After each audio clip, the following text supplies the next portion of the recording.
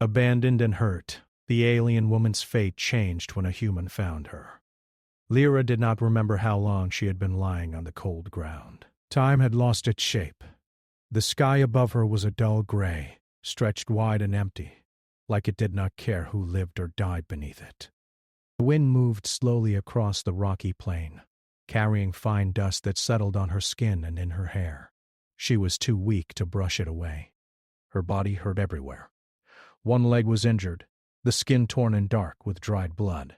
Her side burned with pain each time she breathed. The simple cloth she wore was torn and offered little protection against the cold night that was coming. She knew this place well enough to understand what that meant. This planet was where her people sent what they no longer wanted. Lyra had once lived among shining towers and warm halls. Her people called themselves enlightened and orderly. They spoke often of honor, balance, and wisdom. She had believed those words when she was younger. But she had worked hard to serve her community, to follow rules, and to do what was asked of her. But when disaster came, honor disappeared.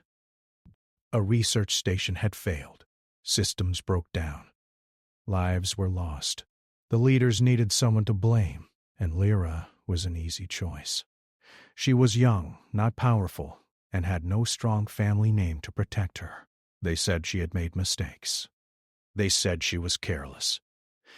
They did not listen when she tried to explain. She remembered standing before them, her hands shaking, her voice weak. She remembered the cold looks in their eyes. Not anger, not sadness, just distance. The sentence was simple: exile, no trial, no chance to defend herself. They took her to a transport ship and gave her basic supplies that barely counted as mercy. When she asked where she would be sent, no one answered her. When she asked if she would be allowed to return, one of them finally spoke. "You will not be remembered." That was the moment she understood she had been erased. The ship dropped her on this planet and left without looking back. No signal beacon, no promise of rescue. Just open land in silence. Now, days later, Lyra was close to the end of her strength. She tried to move her fingers. They trembled, but obeyed. That was something. She turned her head slightly and saw the low hills in the distance. There was no shelter nearby. No signs of life. Only stone, dust, and the wide sky. Her people believed humans were monsters. The thought came to her slowly, drifting through her fading awareness. Humans were spoken of in warnings and quiet fear. They were called Death Worlders, survivors from violent planets. Stories said humans were cruel, loud, and driven by endless hunger for control. Her people avoided them whenever possible. If a human ever found her here, she had been taught it would be better to hide or die. A faint sound reached her ears. At first, she thought it was her imagination. The wind played tricks on the mind when one was weak. But the sound grew louder, sharper, a deep vibration, uneven and mechanical. A ship. Lyra's heart began to race. Fear pushed through her pain and gave her a small burst of strength. She forced herself to lift her head. Far across the plain, smoke rose into the sky. Something had fallen. Panic filled her thoughts. If it was her people, they would not help her.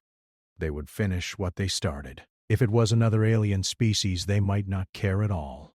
And if it was a human, her breathing became shallow. Every story she had heard pressed down on her mind. Humans took what they wanted. Humans used force.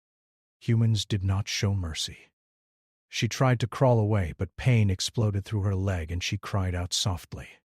Her arms gave up and she collapsed back onto the ground. The sound of the ship did not come closer. Instead, it faded, replaced by silence once again. Minutes passed, or maybe hours. Lyra could no longer tell. Then she heard footsteps. Slow, careful, not rushing. Her eyes widened. She tried to turn her head, but her neck would not respond. All she could do was stare at the edge of her vision as a shadow moved into view. A tall figure stood a short distance away. It was shaped like a human. Her fear became sharp and clear. Every muscle in her body tensed, even the injured ones. She wanted to scream, but her throat was dry and weak. The human did not rush toward her. He stopped where he was, looking down at her. She could not see his face clearly, only the outline of his body against the dull light of the sky. He wore worn clothing, layered and practical. There was a pack on his back and something metallic in his hand. A weapon, she thought. This is how it ends. But the human did not raise it. He slowly lowered the object to the ground and took a step back. His movements were careful, almost cautious, like he was the one afraid. "Hey," he said. The sound of his voice surprised her. It was calm, low, not loud or threatening. "Don't try to move," he continued. "You're hurt pretty bad." She did not answer. She could not. Her mouth opened, but no sound came out. The human seemed to understand. He knelt slowly, keeping his hands where she could see them. His face came into view now. His skin was rough, marked by dirt and small scars. His hair was dark and messy. His eyes were tired but focused. His name was Ethan Clark, though Lyra did not know that yet. Ethan took a careful look at her injuries. His expression changed when he saw the wound on her leg. Concern, not disgust, crossed his face. "Yeah," he muttered softly. "That's not good." He reached into his pack, slow enough that she could follow the motion. He pulled out a small container and set it down beside her before opening it. Lyra watched him with wide eyes. Every instinct told her this was wrong. Humans were not supposed to act like this. They were supposed to be cruel, impatient, dangerous. Yet here he was, kneeling in the dust beside her, treating her like a person. "I'm going to clean this," Ethan said. "It might hurt, but it'll help." She felt a cool sensation as he carefully poured liquid over her wound. Pain followed, sharp and bright, and she cried out despite herself. Her hand twitched, but before panic could take over, she felt his hand gently hold her wrist, not tight, just steady. "I know," he said quietly. "I know. Just breathe." His words were simple, but something about the way he said them reached her. Her breathing slowed, uneven but steady. As he worked, Lyra studied him. His movements were practiced, like someone who had done this many times before. He did not rush. He did not complain. He focused fully on her injuries, as if nothing else mattered. When he finished, he wrapped the wound with clean material and secured it carefully. "There," he said. "That'll hold for now." He sat back on his heels and let out a slow breath. Only then did he seem to notice his own condition.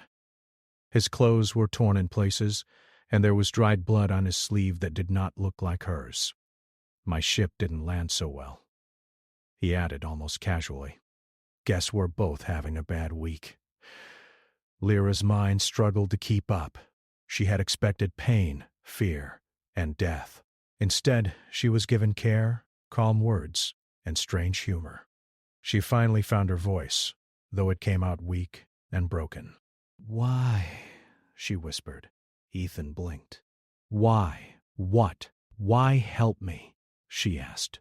He looked at her for a long moment. Then he shrugged slightly. "Because you're hurt," he said, "and because I was there." The answer confused her more than anything else. Her people would have demanded reason, status, value, a promise of return. But the human gave none of that. To him, her suffering alone was enough. Lyra felt something shift inside her. Not hope, not yet, but uncertainty. The stories she had believed all her life no longer fit the reality in front of her. Ethan stood slowly and offered her a small container of water. "Try to drink," he said. "Small sips." She obeyed, her hand shaking as she held it. The water was cool and clean. It felt like life returning to her body little by little. As the sun dipped lower in the sky, casting long shadows across the plain, Lyra realized something important. It had been abandoned by her own people and left to die. But a human had found her. And for the first time since her exile, her fate no longer felt sealed. Lyra stayed where she was, watching Ethan work quietly around the small fire he had built. The flames cast long shadows across the rocky ground, but she hardly noticed. Her mind was busy trying to understand this strange human who had chosen to save her. He moved with calm purpose, gathering small pieces of wood and arranging them to burn slowly. His actions were simple, but they carried a weight she did not fully understand.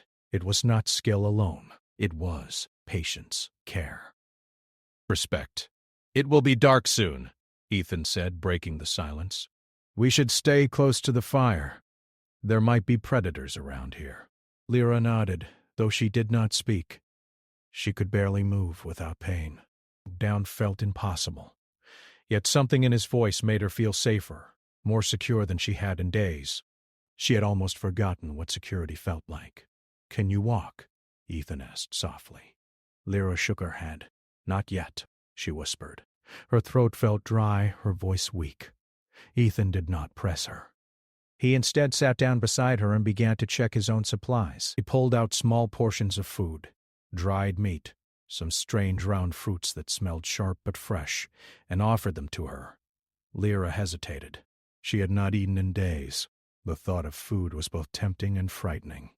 Her species had taught her that accepting help could lead to debt, danger, or betrayal. Yet she was starving.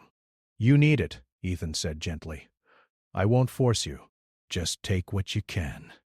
She reached slowly and took a piece of dried meat, biting into it with trembling hands. The flavor was strange, but it filled her empty stomach. Each small chew seemed to give her strength, though she did not know if it was enough. Ethan ate his portion more quickly, watching her carefully.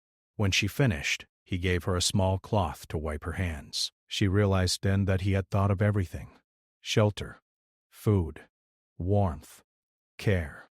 For a human, he acted almost like her people's healers, but better somehow. As night fell, the wind picked up, carrying a chill across the plain. Lyra shivered, pulling her thin clothes tighter around herself. Ethan noticed and handed her his jacket, worn but warm. She hesitated, then accepted it. It smelled faintly of smoke and metal, but also of him. "You'll be warmer now," he said simply. "And safer, too. Try to rest." Rest, the word felt strange. She had not slept properly since she had been exiled. Her nights had been filled with fear, pain, and the sounds of predators. Now, for the first time, she considered sleep without fear. She lay down near the fire while Ethan kept watch. Her eyes refused to close at first. She could not shake the feeling that this was a trap, that humans were not supposed to be kind. Yet he said nothing threatening. He simply sat, watching the fire, his figure calm in the darkness.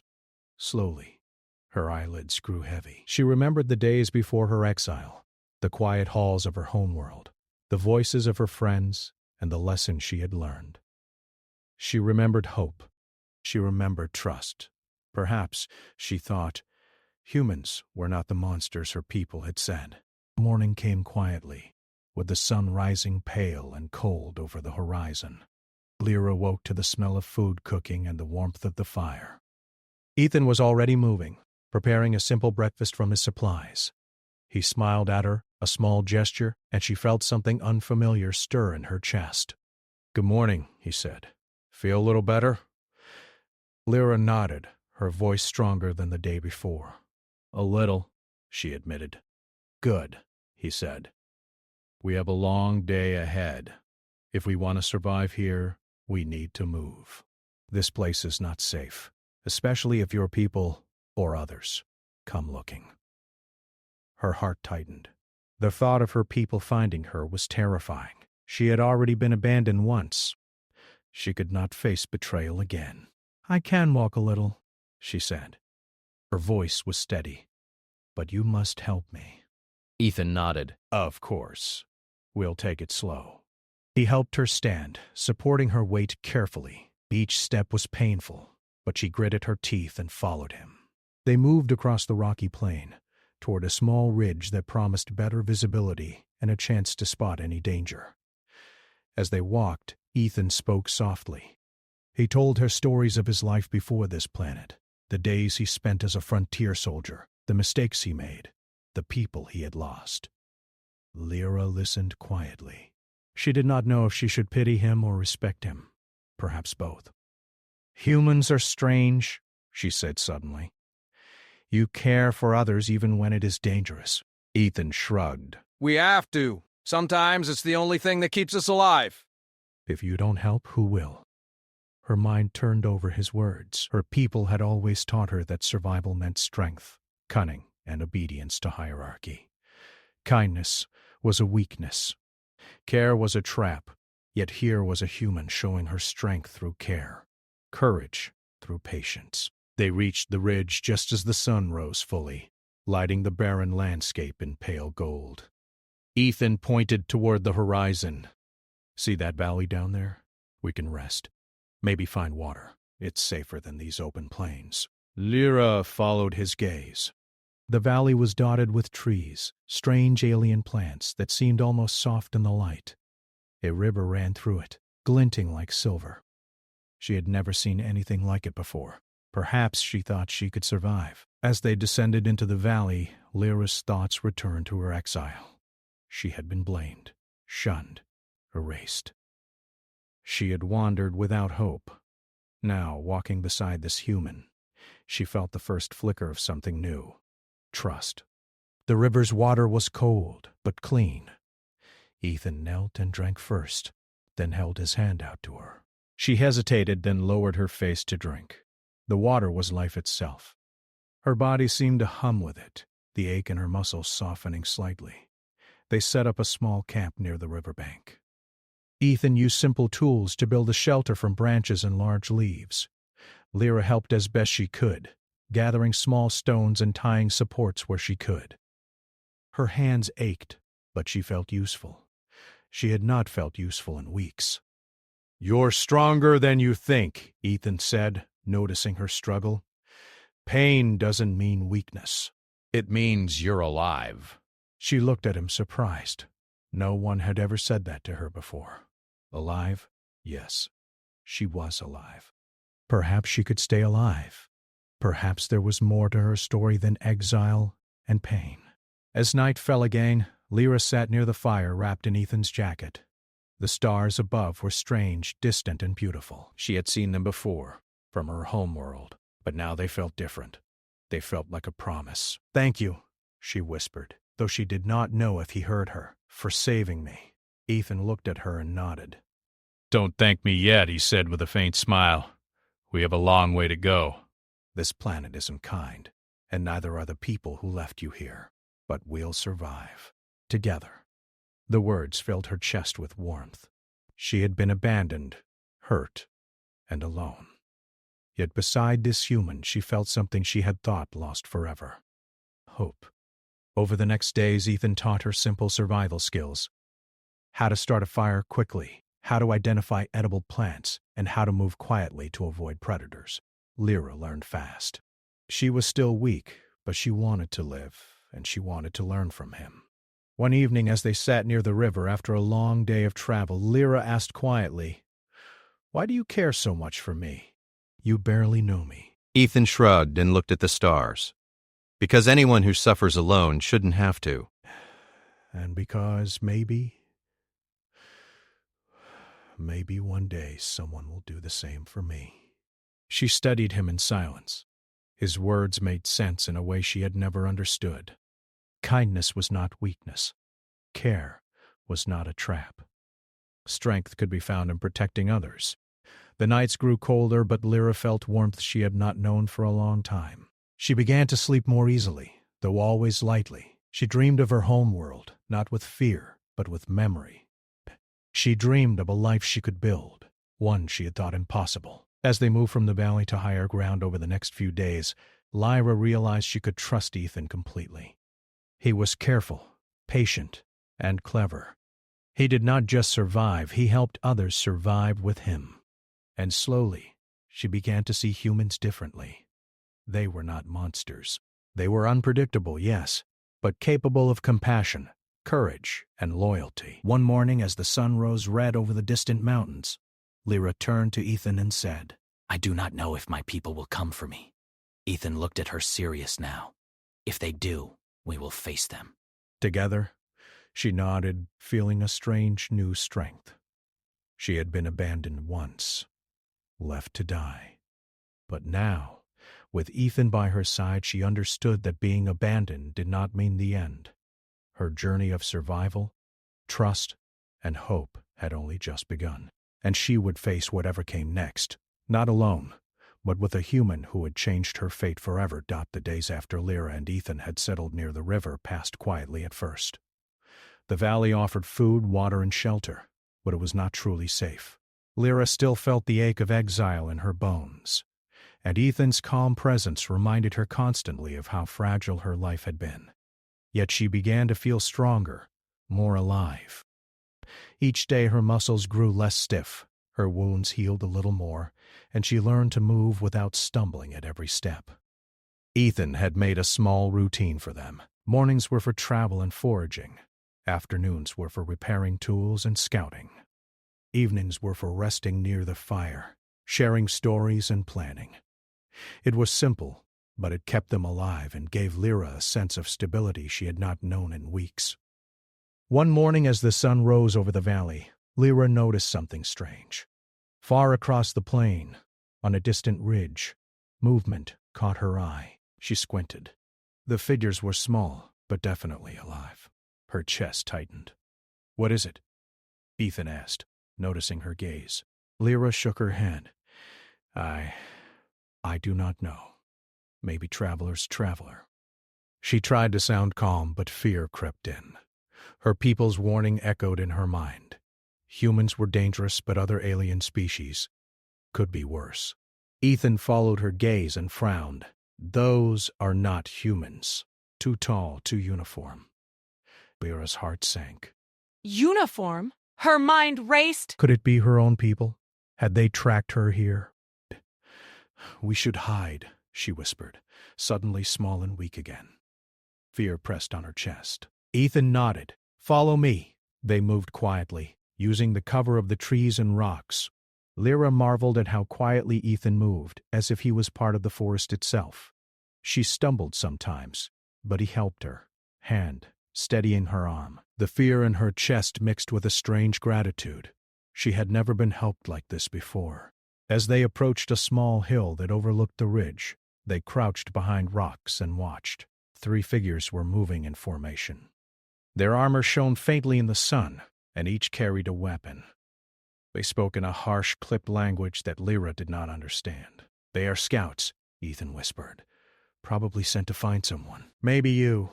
Lyra froze. The thought that her people had tracked her was terrifying. She had been abandoned, erased, and now they were here again. She wanted to run, but her legs shook with fear and fatigue. "We need a plan," Ethan said, scanning the ridge. "We can't fight them head-on. Not yet. We need to know how many there are and what they want." Lyra nodded, biting her lip. She hated feeling weak, but she had no choice. She had survived exile, only to face this new danger. They watched for hours. The scouts moved methodically, scanning the valley and the river. Leah felt her heart race each time they turned in their direction. She realized then how much she had come to depend on Ethan's calm presence. Without him, she would have panicked, run blindly, and surely been captured or killed. "We can't stay here forever," Ethan finally said. "We have to move. Follow me, but stay low." He led her through a narrow passage between rocks, using every shadow to hide their movements. Lyra's legs ached, but she did not complain. The fear and the need to survive pushed her forward. After several tense minutes, they reached a small cave partially hidden by overhanging rocks. Ethan set up a fire just enough to keep warm, but not to give away their location. "We'll rest here," he said, "but we need to be ready. They may come closer tonight." Lyra sank to the ground, exhausted. Her mind raced with questions. Why had her people come? Had they really tracked her? What would happen if they found her? Ethan noticed her worry. He put a hand on her shoulder.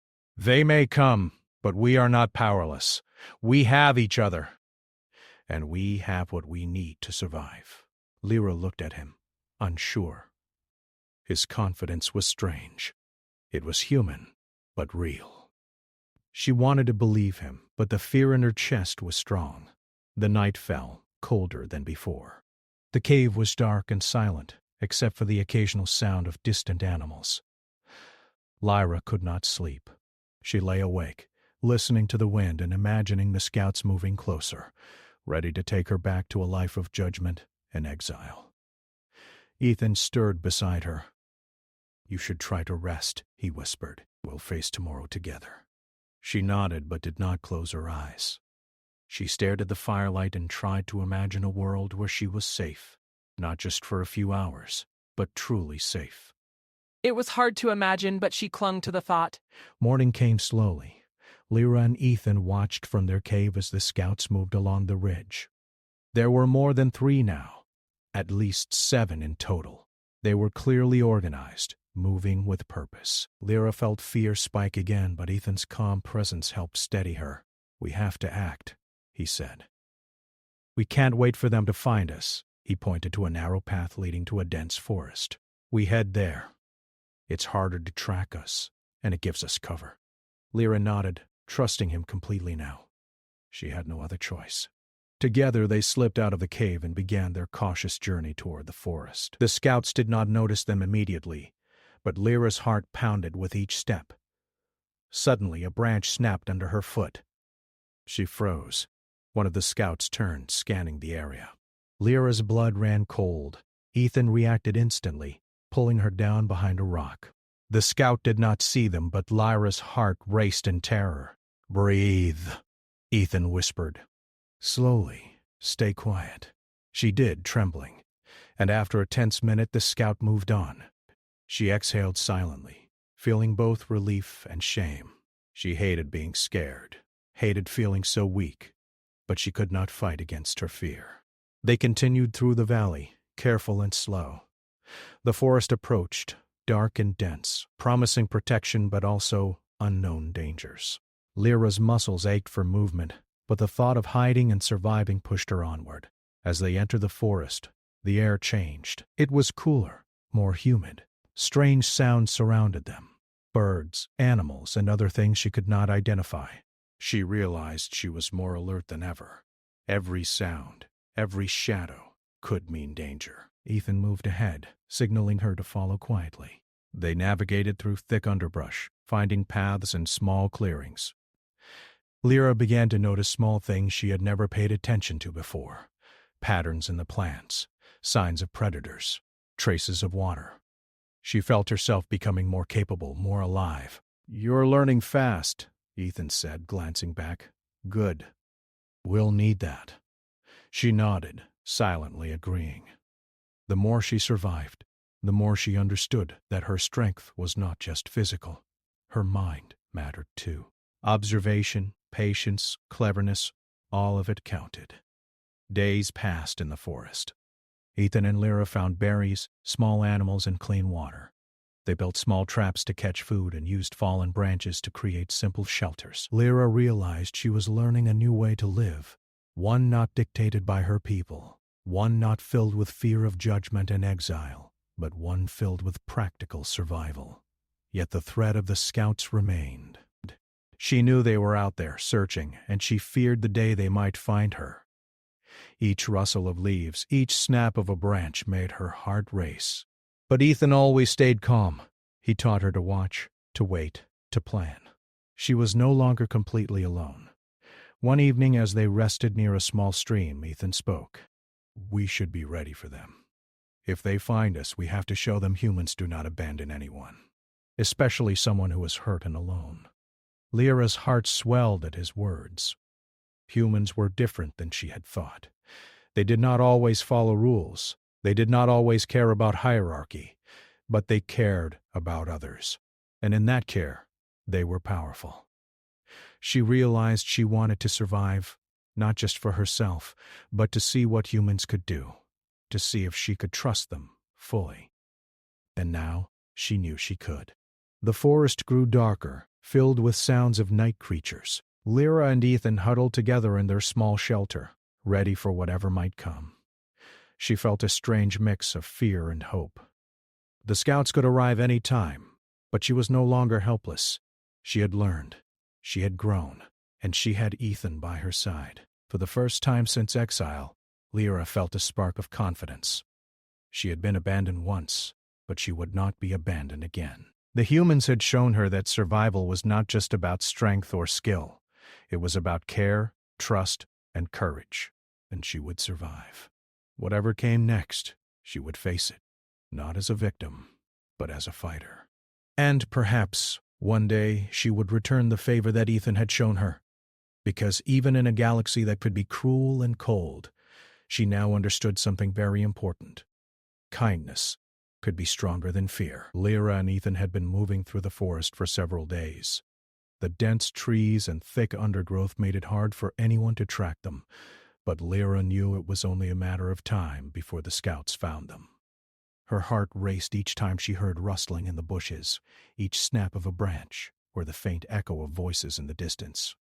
"We need to prepare," Ethan said one morning, crouched near a small clearing. He had spent the night observing the forest, mapping potential escape routes and possible hiding spots. "They are organized, and they will come for you. We have to be ready."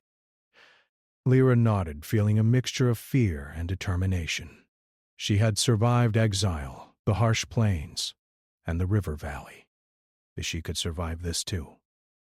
With Ethan beside her, she felt a strange confidence growing inside her.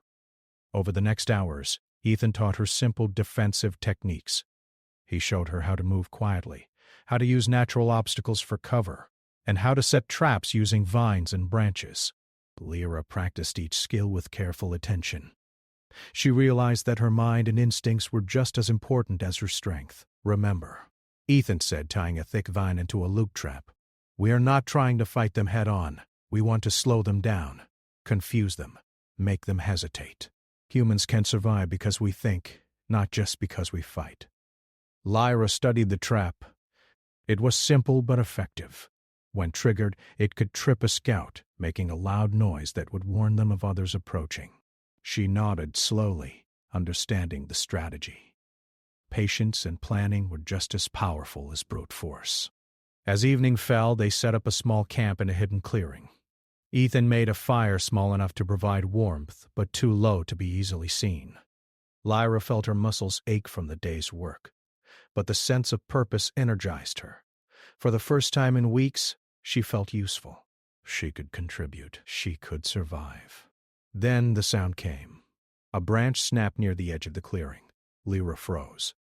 Ethan's eyes narrowed. He raised a hand, signaling her to stay quiet. The wind shifted, carrying voices to their ears. The scouts had found them. Lyra's pulse pounded in her chest. She had expected this, but nothing could prepare her for the fear that gripped her now. She glanced at Ethan, who remained calm, scanning the tree line with focused eyes. "Stay low," he whispered. "Wait for my signal." The scouts moved slowly through the forest. Their armor glinted faintly in the firelight, and they carried weapons that looked sharp and heavy. Lyra swallowed hard, trying not to make a sound. She realized that if they were caught, she would be taken back to her people, and she could not face exile again. Ethan watched them closely, noting their positions. He picked up a small rock and tossed it lightly toward the opposite side of the clearing. The noise drew the scouts' attention, and two of them moved cautiously toward the sound. "Now," Ethan whispered. He grabbed Lyra's hand and pulled her behind a fallen tree. She crouched low, heart racing, as Ethan readied a simple but effective trap he had set earlier. As the scouts advanced, their foot caught in the hidden vine loop. One of them stumbled and fell with a loud crash. The others froze, confused and alert. "Run!" Ethan hissed. Lyra did not hesitate. She followed him as they sprinted through the forest, using every shadow, every tree, and every bend in the path to hide. The scouts shouted, giving chase, but Ethan's careful planning slowed them. He led Lyra through narrow passages over fallen logs and across streams, always staying one step ahead. Lyra's lungs burned. Her legs ached, but she did not stop. Fear and adrenaline pushed her forward. She began to trust her instincts more, noticing the subtle differences in the terrain that could give them an advantage. She realized that she was learning, adapting, becoming stronger. After what felt like hours, they reached a rocky outcrop overlooking the forest. Ethan paused, breathing heavily, but his eyes were sharp. He scanned the horizon, noting the scouts still searching below. "We've slowed them down," he said quietly, "but they won't give up. We need a better position, somewhere they can't reach easily." Lyra looked around and spotted a narrow canyon in the distance. Its steep sides and jagged rocks could provide natural defense. If they could reach it, the scouts would have difficulty following. She pointed toward it. "There," she said. "We can hide there." Ethan nodded. "Good. It won't be easy, but it's our best chance." They moved cautiously, descending toward the canyon. The scouts were persistent, but the forest and the rocky terrain worked in their favor. Lyra began to notice her own strength. She could jump across small gaps, climb rocks quickly, and keep pace with Ethan. Each step gave her more confidence. She was no longer the weak, abandoned alien they had left behind. As they reached the canyon, Ethan quickly set up a few simple defensive measures. He used fallen branches and rocks to create barriers and traps. Lyra helped, using her smaller size and agility to place traps in hard-to-reach spots. Together, they created a strong, temporary shelter that could give them a fighting chance. "This will work," Ethan said. "We just need to wait for them and be ready." Lyra nodded, feeling a surge of determination. She had survived exile, she had survived the plains, and now she would survive this. She would not be taken again. Night fell, and the scouts approached the canyon cautiously. Their voices were harsh and commanding, echoing off the canyon walls. Lyra crouched behind a rock, her heart racing. Ethan whispered instructions, guiding her to positions where they could defend themselves without exposing too much. The scouts moved closer, unaware of the traps that awaited them. The first one stepped on a hidden vine loop and fell loudly, triggering another trap that sent a small rock rolling down the canyon. The noise startled the rest, giving Ethan and Lyra the advantage. "Now," Ethan whispered. They struck with precision. Rocks were rolled, traps triggered, and the scouts found themselves in chaos. Ethan used simple, efficient moves to defend Lyra and keep them off balance. Lyra followed his lead, using her agility to push and trip the scouts when possible. Together, they were a team. The scouts regrouped, realizing that the canyon was dangerous. Their leader shouted orders, but the narrow space and the clever traps made progress slow. Lyra noticed their frustration and gained confidence. She could fight. She could survive. Hours passed in tense combat. Lyra and Ethan worked together, covering each other, predicting movements, and using the environment to their advantage. Finally, the scouts, battered and frustrated, began to retreat, disappearing back into the forest. Lyra sank to the ground, exhausted but exhilarated. She looked at Ethan, who was breathing heavily but smiling faintly. "We did it," she whispered. Ethan nodded. "We did." "But we can't stay here long. They will come back, maybe with more forces." "We need to move, find a safer place." Lyra's heart pounded with both fear and pride. She had faced her people's scouts, survived and fought alongside a human. The fear of being abandoned or defeated was still there, but it was no longer overwhelming. She had strength now. She had courage. They rested briefly, tending to minor scratches and bruises.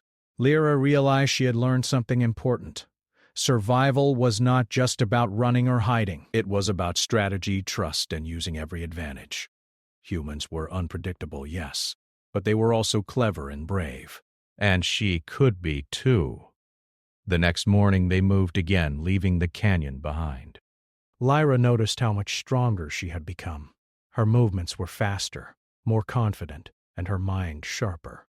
She felt ready for whatever might come next. "We have to be careful," Ethan said as they walked through the forest. "They will return, and they may bring more." Lyra nodded. "I will be ready," she said firmly. "I will not be caught again." Ethan glanced at her, a faint smile on his face. "Good. That's what I like to hear." As they continued their journey, Lyra thought about her life before exile, the abandonment, the pain, and the fear. She realized that all of it had led her here, to this moment, to this human who had changed her fate. She would not waste the strength she had gained. She would fight, survive, and maybe, one day, she would repay the kindness Ethan had shown her. The forest around them was quiet, but Lyra knew it was only temporary. Danger was still out there, waiting, yet she felt ready. She was no longer the weak, abandoned alien. She was a fighter. She was alive, and with Ethan by her side, she knew they could face anything the galaxy threw at them. The scouts might return. The world might be harsh and cruel. But Lyra was no longer helpless. She had hope, courage, and a human who had saved her once and would stand with her again. And that knowledge gave her a strength she had never felt before. Lyra and Ethan had been moving carefully through the forest for days. The canyon had given them a temporary advantage, but they knew it was only a matter of time before the scouts returned with reinforcements. The fear that had once controlled Lyra's life was still there, but it had changed. Now it was a fire that pushed her to be ready, to survive, and to fight. "We need to find higher ground," Ethan said one morning, pointing to a ridge in the distance. "From there we can see them coming and plan." "We can't wait for them to find us again." Lyra nodded. Her muscles ached from constant movement, but she felt stronger than ever. Each step had taught her patience, agility, and cleverness. She could think ahead, anticipate danger, and act quickly. She was no longer the abandoned alien who had collapsed on the plains weeks ago. They moved slowly, using the forest for cover, and reached the ridge by afternoon. From this height, the valley below stretched wide and open. Breeze dotted the landscape, streams glittered in the sun, and distant mountains framed the horizon. Most importantly, the scouts were visible now, moving through the valley, searching for them. "There are more than last time," Lyra said quietly, squinting. "At least 10, maybe 15. Ethan nodded. "We can handle it." "Stay close, follow my lead, and trust yourself. We've been through worse, and we survived." Lyra swallowed, nodding. She trusted him completely. She knew that with his guidance and her own growing skills, they could survive. But she also knew they could not rely on luck. Strategy, intelligence, and courage would decide the outcome. "We need traps," Ethan said. Simple ones. Rocks, vines, narrow paths. We'll force them to split, to slow down, to make mistakes. Then we strike. They spent the afternoon preparing. Lyra worked quickly, tying vines, stacking rocks, and marking paths that would give them an advantage. Ethan moved beside her, giving instructions and teaching her small tricks. She learned to anticipate movement, to read the terrain, and to use every small detail to her advantage. As evening approached, the first group of scouts entered the forest. They moved cautiously, but their confidence was high. They had more numbers than before, and they believed the alien would be easy to find. "Remember," Ethan whispered, "we do not attack first. We let them fall into the traps. We confuse them. Then we take control." Lyra nodded, crouching behind a pile of rocks with a vine trap ready. Her heart raced, but not with fear alone. It was excitement, too. She had trained, prepared, and learned to survive. Now she had the chance to prove herself. The scouts moved closer, stepping into the traps one by one. Vines tangled around legs, rocks tumbled down narrow paths, and the confusion spread quickly. Ethan and Lyra stayed hidden, striking only when necessary. Lyra discovered how effective her agility was. She could dart out, trip a scout, and retreat before they could react. One scout shouted orders, trying to regroup the others. Lyra realized that their coordination was weaker than she had expected. Fear and confusion had replaced confidence. She felt a surge of determination. She could help finish this. She could survive. Ethan moved with precision, using clever moves rather than brute strength. He blocked attacks, guided Lyra, and pushed scouts into traps. Together they were a force the scouts had not expected. They fought with brains and skill, not just power. Hours passed, and slowly the scouts began to retreat. They were battered, frustrated, and afraid. Their leader called them back, signaling defeat. Lyra felt a thrill of relief and pride. She had survived. She had fought, and she had helped Ethan protect them both. "Good work," Ethan said, breathing heavily. "But this is not over. They may come again, and next time they might bring more forces." Lyra looked at him. "Then we keep moving. We stay ahead. We are stronger together." The next days were spent traveling to safer ground. Lyra noticed how much she had changed. She was faster, stronger, more aware. She no longer doubted her skills or instincts. She had learned to survive in a harsh galaxy that had once tried to erase her. One day they reached a plateau overlooking a small human settlement. Ethan gestured toward it. "This is where we can be safe for now. Humans know how to defend themselves." "You'll be protected here." Lyra looked at the settlement. She realized that humanity was not just strong in survival, but in numbers, strategy, and courage. They could protect each other. They could care for those in need. She had seen it firsthand in Ethan. "Thank you," she said softly, "for everything." Ethan shook his head. "Don't thank me yet. We're not done. Your people are still out there. They may come. But you've learned something important. You are not helpless, and you are not alone." Lyra nodded, thinking about the scouts, the forest, and the canyon. She had survived everything thrown at her, and she had grown stronger every day. She realized that she no longer feared her people or the galaxy. She feared nothing as long as she had courage, skill, and allies. That night, as they rested near the settlement, Lyra looked up at the stars.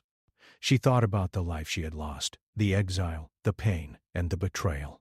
But she also thought about what she had gained: strength, skill, trust, and a human who had changed her life forever. The following day, scouts from her people appeared on the horizon. They were larger in number, more organized, and determined. Lyra felt her chest tighten with fear for a moment, but it passed quickly. She had survived worse. She had learned, adapted, and grown stronger. "Stay close," Ethan whispered. "We face them together." Lyra nodded. She had a plan now. The forest, the traps, the terrain, all of it was her advantage.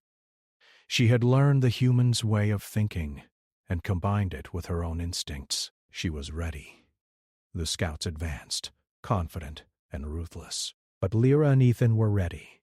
They led the scouts through narrow paths, triggering traps, confusing them at every step. Lyra moved with speed and precision, tripping scouts, blocking paths, and guiding them into the canyon where Ethan had prepared larger obstacles. The battle was tense, but Lyra realized something important. Courage was stronger than fear, and strategy was stronger than numbers. She worked alongside Ethan seamlessly, each move calculated, each decision precise. She was no longer a weak exile. She was a fighter, a survivor. Finally, the scouts' leader realized the battle was lost.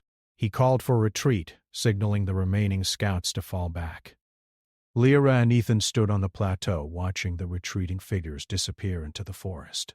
"We did it," Ethan said, breathing heavily but smiling. "They won't try again anytime soon. We've shown them humans and our allies are not weak." Lyra smiled, feeling relief, pride, and gratitude all at once. She had survived exile, the plains, the river valley, the forest, and now the scouts. She had learned trust, courage, and skill. She had grown stronger than she ever imagined. "I understand now," she said quietly. "Humans are not what my people said. They are strong and kind, and courage can change fate." Ethan nodded, "Yes. And you've learned that too. You're strong, Lyra. Stronger than you realize." They spent the evening preparing to enter the settlement. Lyra realized she no longer feared the unknown. She had survived, learned, and grown. She had found trust and friendship in Ethan, and she knew she could face anything the galaxy sent her way. As they approached the settlement, people came out to greet them. Humans and aliens who had found refuge together looked at Lyra and Ethan with curiosity, respect, and warmth. Lyra felt a sense of belonging she had never experienced before. She knew she would not return to her people. They had abandoned her once, and she would not allow herself to be a pawn again. Instead, she would stay with humans who valued courage, skill, and care. She would live on her own terms, not as a victim, but as a survivor and a fighter. That night, Lyra sat beside the fire in the settlement, her body tired but her mind alive. She looked at Ethan, who was organizing supplies, and felt a deep gratitude. He had saved her, guided her, and taught her to survive. He had changed her fate. "Thank you," she said again. Ethan looked at her and smiled. "You don't need to thank me anymore. You did it yourself. You survived, you learned, and you fought. I just helped a little." Lyra smiled back. She knew he was right. She had survived exile, betrayal, harsh lands, and relentless enemies. She had grown stronger, faster, and smarter. She had learned courage, trust, and resilience, and for the first time in her life, she knew her fate was her own. The galaxy might be cruel, her people might be unforgiving, and danger might always exist. But Lyra was no longer weak, helpless, or abandoned. She had courage, skill, and allies. She had survived, and she had learned the greatest lesson of all. Fate could be changed by trust, determination, and courage. As the fire flickered and the stars shone above, Lyra realized she was no longer the alien who had collapsed alone on the plains. She was strong. She was alive, and she would face the future without fear. With Ethan and the humans, she had come to trust by her side. The galaxy was vast, dangerous, and uncertain, but for Lyra, it was also full of hope, courage, and the promise of a life she had never imagined. She had been abandoned once, but now she had found a new family, a new home, and a new destiny, and nothing would ever take that from her again.